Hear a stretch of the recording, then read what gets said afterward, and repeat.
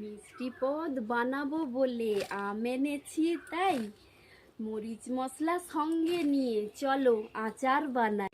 চলো আমগুলোকে ভালো করে ধুয়ে নিই। প্রথমে আমি আমগুলোকে ভালো করে ছাল তুলে নেব। সবুজ অংশ থাকে না, সাদা অংশ দেখে ভালো করে ছাল তুলতে হবে। প্রথমে আমি আমগুলোকে ভালো করে খোসা ছাড়িয়ে নিচ্ছি।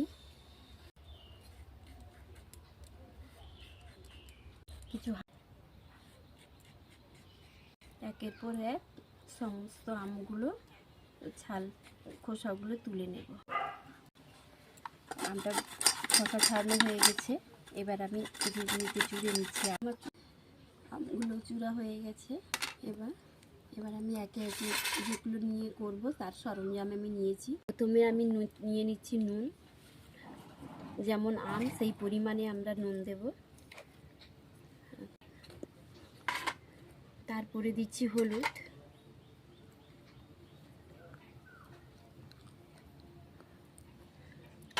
তারপরে দিচ্ছি লঙ্কা গুঁড়ো। তোমরা যেমন ঝাল খাবে সেই স্বাদ মতো লঙ্কা গুঁড়ো নেবে। আমের পরিমাণ অনুযায়ী তেল দিয়ে দিচ্ছি। আমরা হয়তো আরেকটু তেল দেব,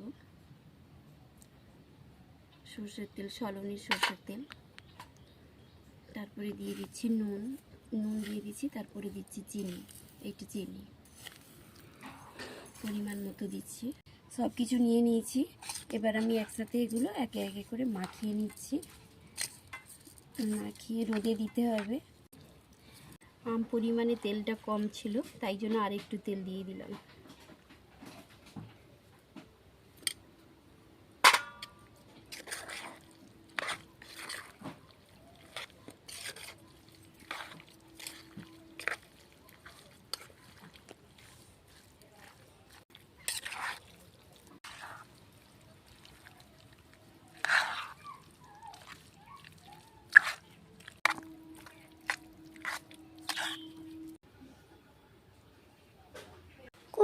সব কিছু মাখানো হয়ে রেডি হয়ে গেছে।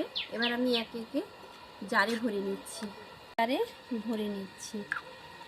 এই আচার, আমের আচার কাঁচের জারে রাখলে ভালো হয়।